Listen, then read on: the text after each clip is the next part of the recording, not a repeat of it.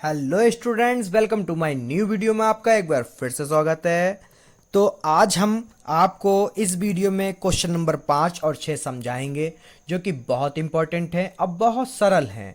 अगर आप लोग इस वीडियो पे पहली बार आए हैं तो इस वीडियो को लाइक कर दीजिए और ऐसी वीडियो पाने के लिए इस चैनल को सब्सक्राइब कर दीजिए। बेल नोटिफिकेशन बेल बजाना मत भूलिएगा बच्चों।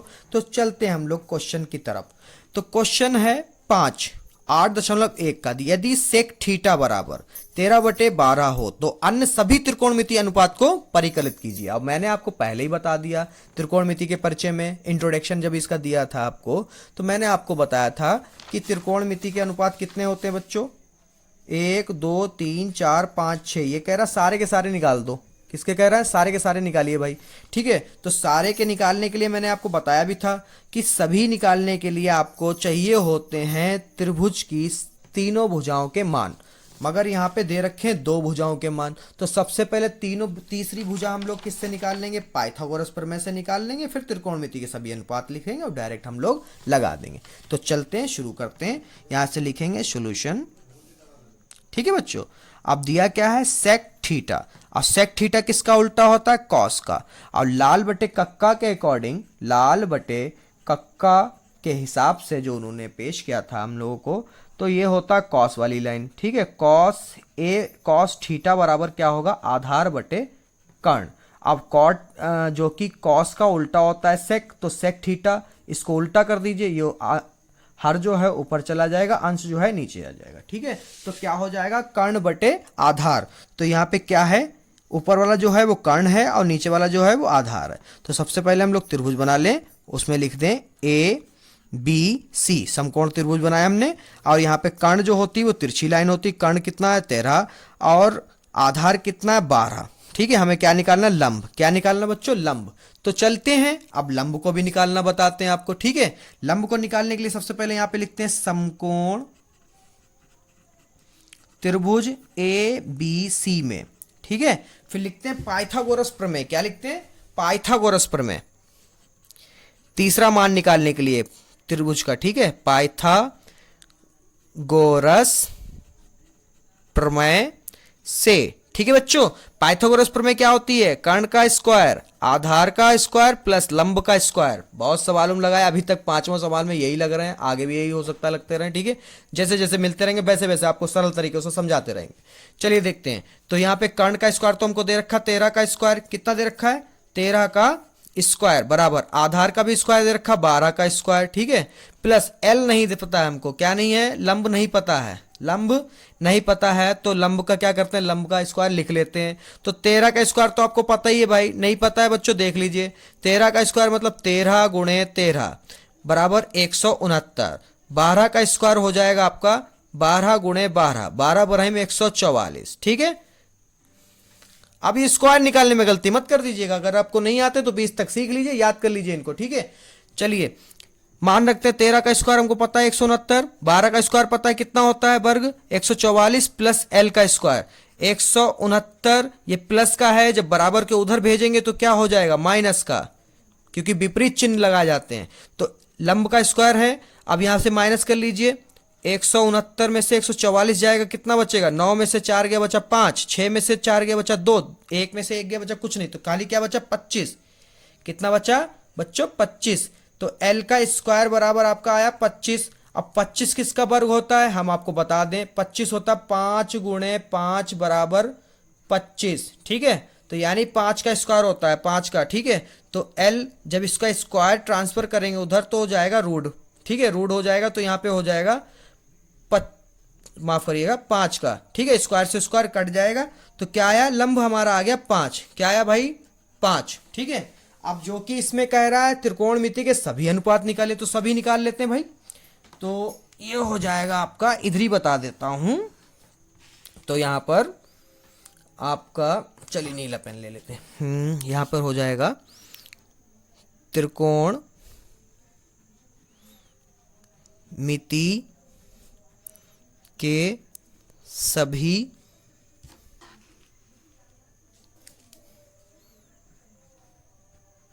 सभी अनुपात। ठीक है, तो पहला क्या होता है? Sine theta. दूसरा, क्यों थीटा क्यों यूज कर रहे हैं? यहाँ पे क्या है थीटा, ठीक है।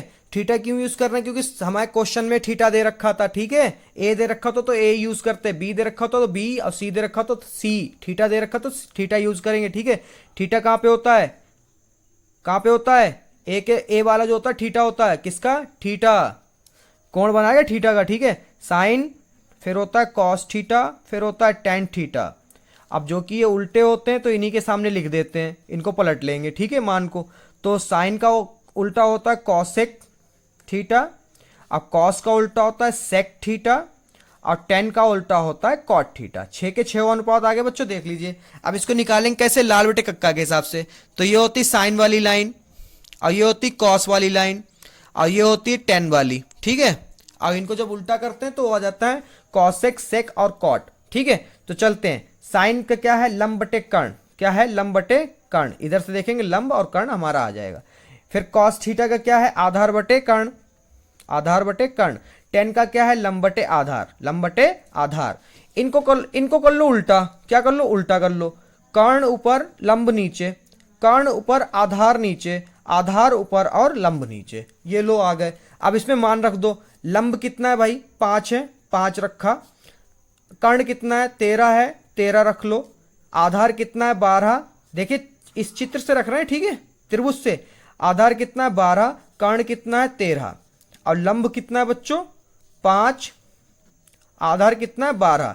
इनको पलट लो, जब इनके वैल्यू पलट ली थी तो इनको भी पलट लो। 13 ऊपर 5 नीचे, ठीक है। अब इधर देख लो, 13 ऊपर 12 नीचे, फिर 12 ऊपर 5 नीचे। लो भाई सभी निकल रहा है। कितना सरल सवाल है। अगर समझ में आया है, वीडियो को लाइक नहीं किया तो वीडियो को लाइक कर दीजिए बच्चों। चैनल को सब्सक्राइब नहीं किया है तो चैनल को सब्सक्राइब कर दीजिए, क्योंकि आपको बहुत ये चैनल मदद करेगा बोर्ड के पेपरों में, बहुत बहुत बहुत, ठीक है। तो गलती ना हो जाए, चैनल भूल ना जाए, तो चैनल को लाइक करिए, चैनल को लाइक करिए, चैनल को सब्सक्राइब करिए, और चैनल की नोटिफिकेशन बेल को प्रेस करना मत भूलना, क्योंकि आपको पर डे वीडियो मिलने वाली है सुबह 8:15 पे और शाम को 4 से 5 बजे के बीच में। प्रश्न संख्या 6, प्रश्न संख्या 6 में क्या कह रहा है बच्चों, जरा देखिए। बहुत मोस्ट इंपॉर्टेंट क्वेश्चन है, वो उतना ही सरल है जितना जरूरी है, ठीक है। तो चलते देखते हैं। यदि कोण ए और कोण बी न्यून कोण, न्यून कोण का मतलब होता है 90 से कम, 90 से कम, ठीक है। जहां cos A बराबर cos B, तो दिखाइए कि कोण A और कोण B जो है बराबर है। सबसे पहले तो हम लोग बता देते हैं कि न्यून कोण कैसे है, ठीक है। तो हम लोग यहां पे बनाएंगे 2 त्रिभुज जो कि हो समकोण, ठीक है। तो यहां पे जो है A और एक साइड में B, और ये C क्यों हमने यहां पे रखा, क्योंकि ये क्या है, न्यून कोण, क्या है, 90 से कम, और C वाला क्या हमने कर दिया, 90, यानी C जो है समकोण है, ठीक है।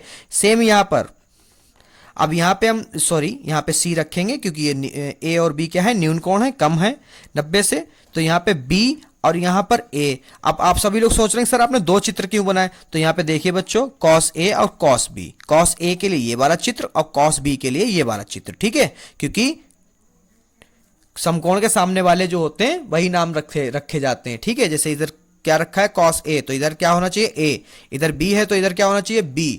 अब चलते हैं, तो सबसे पहले यहाँ पे सॉल्यूशन लिखेंगे। सॉल्यूशन में लिखेंगे क्या है, हल जैसे। तो यहाँ पे लिखेंगे, दिया क्या है हमको, दिया है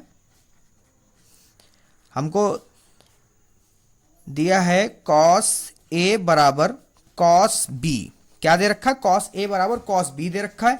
और सिद्ध करने क्या कह रहे हैं, सिद्ध करना है। सिद्ध क्या करना है बच्चों, सिद्ध करना कोण A बराबर कोण B, ठीक है। तो अब प्रूफ कर लेते हैं हम लोग। तो प्रूफ करेंगे तो जरा ध्यान रखिएगा प्रूफ कैसे होगा। तो cos A बराबर क्या होता है, लाल बटे कक्का के हिसाब से, cos A बराबर जो होता है लाल बटे कक्का के हिसाब से आपका होता है आधार बटे कर्ण, ठीक है। अब cos B बराबर भी वही होता है, cos B बराबर, देखिए भुजाएं बदलती हैं, ठीक है, मगर फार्मूला नहीं बदलता, ठीक है। cos B के लिए भी सेम वही रहेगा, A बटे K, ठीक है, आधार बटे कर्ण। अब इसमें हम लोग करेंगे कैसे, सबसे पहले सिद्ध प्रूफ में हम लोग डालेंगे, प्रूफ मतलब उपपत्ति, ठीक है, मतलब उपपत्ति, ठीक है। तो हम लोग क्या लिखेंगे इसमें, ये पेपर के अकॉर्डिंग बहुत इंपॉर्टेंट क्वेश्चन है, क्योंकि इसका एग्जाम्पल भी आपको एनसीईआरटी बुक में मिल जाएगा, ठीक है, एनसीईआरटी, ठीक है, नेशनल लेवल पे। तो आप देखते हैं इसमें क्या करते हैं। सबसे पहले जो दिया है उसको लिखते हैं कॉस ए बराबर क्या दिया है, कॉस बी, ठीक है, दोनों को साथ में करते हैं। यहां पे क्या लिख सकते हैं, आधार, आधार क्या है, ये ए है और ये क्या है, कर्ण, ठीक है, ये ए है और ये क्या है, के, ठीक है, मतलब आधार कर्ण, आधार कर्ण, ठीक है। तो यहाँ पे भुजाओं को लिखेंगे, कॉस ए, कॉस ए मतलब आधार, आधार का मतलब ए सी, क्या है बच्चों, ए सी, बटे में कर्ण, कर्ण क्या है, ए बी, क्या है बच्चों, ए बी, बराबर सेम उधर क्या है बच्चों, आपका आधार क्या है, बी सी बटे ए बी, ठीक है। तो ए बी से ए बी क्या हुआ, कट गई, क्योंकि हम लोग काट सकते हैं बटे से बटे, ठीक है, जब इक्वल में हो। तो बचा आया क्या हमारा बच्चों, ए बी बराबर बी सी, ठीक है। अब ए बी बराबर बी सी का मतलब देखिए जरा ध्यान से, ए बी जो है हमारी, सॉरी ए सी क्या है, ए सी, ए और सी, ए और सी ये वाली भुजा, बी सी, बी और सी ये वाली भुजा, इधर भी हमारी ए और सी ये वाली भुजा और बी सी ये वाली भुजा क्या है, बराबर है, क्या है बच्चों, बराबर है। अब आपने 9th क्लास में बहुत पढ़ा होगा 6 यूनिट में और 7 यूनिट में कि समद्विबाहु त्रिभुज में दो भुजाओं के सम्मुख कोण बराबर होते हैं। ये क्या है, समद्विबाहु त्रिभुज, कौन सा है त्रिभुज, समद्विबाहु, दो भुजाएं बराबर हैं और समद्विबाहु त्रिभुज के सम्मुख कोण क्या होते हैं, बराबर होते हैं, क्या होते हैं बच्चों, बराबर।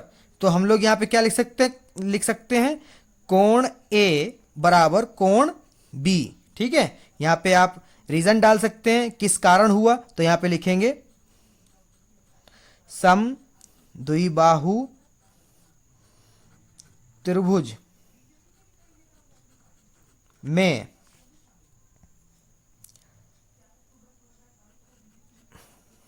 दो भुजाएं बराबर होती हैं और उसके संगत कोण भी बराबर होते हैं, ठीक है बच्चों। तो आशा करता हूं ये क्वेश्चन भी आपको समझ में आया होगा। अगर समझ में आया बच्चों तो इस वीडियो को लाइक कर दीजिए, क्योंकि इस चैनल पे आपको बहुत इंपॉर्टेंट क्वेश्चन मिल जाएंगे पेपर से पहले। और अगर यहां तक आप लोगों ने वीडियो देख ही ली है तो इस वीडियो को पसंद आई हो तो वीडियो को लाइक करिए, मेरे चैनल को सब्सक्राइब कीजिए, अपने सहपाठियों यानी अपने दोस्तों के साथ इस वीडियो को शेयर करना ना भूलिएगा।